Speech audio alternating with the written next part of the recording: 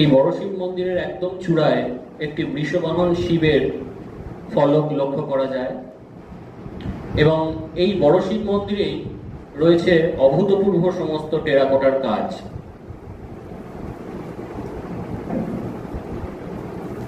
এই মন্দিরটি মূলত ত্রিখিলান বিশিষ্ট এবং দুটি দরজা রয়েছে। মূল প্রবেশদ্বার ছাড়াও আরো একটি দরজা রয়েছে। এই ত্রিখিলান বিশিষ্ট দরজা, মন্দিরের পেছনের দেওয়াল থেকে আরো একটি যাতায়াতের জন্য রাস্তা, অর্ধচন্দ্রাকৃতি কুলঙ্গি, এইগুলো কিন্তু সবই সুলতানি বা ইসলামিক শিল্প নিদর্শের উদাহরণ।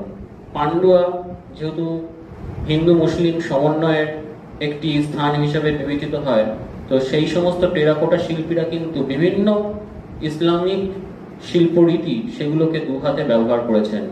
বাংলার টেরাকোটা গ্রন্থে শ্রীলা বসু এর উল্লেখ করেছেন।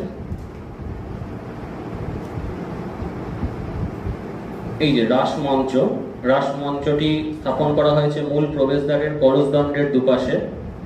অসাধারণ সূক্ষ্ম কারুকার্যে ফুটিয়ে তোলা হয়েছে।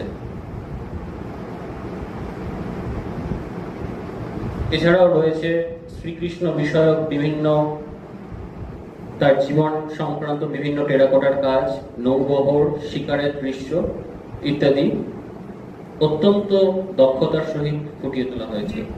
কিন্তু দুঃখের কথা এটাই যে এই সমস্ত টেরাকোটার কাজ আজকে নষ্ট হতে বসেছে।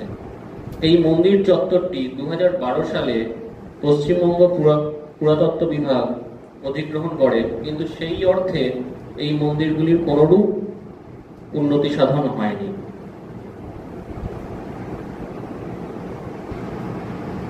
এটি হলো বড় শিব মন্দিরের শিবলিঙ্গ, যেটি বৃষ্টিজনিত কারণে মাটির নিচে প্রায় ধসে যেতে বসেছিল এবং পরে এটিকে গাঁথনির সাহায্যে কোন রকমে রক্ষা করা হয়েছে। এটি হলো ছোট শিব মন্দির। বড় শিব মন্দিরগুলি প্রতিষ্ঠার কিন্তু অনেক পরে এই ছোট শিব মন্দিরটি প্রতিষ্ঠা করা হয়, কিন্তু এটির অবস্থাই আজকে সব থেকে বেশি খারাপ।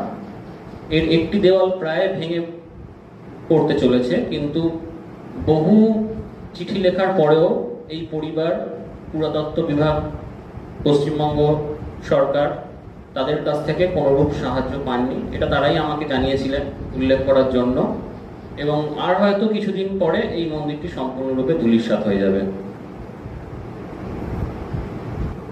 এখানে আপনারা দেখতে পাচ্ছেন ওই শিব মন্দিরটির দেওয়ালটি কিভাবে ক্ষতিগ্রস্ত।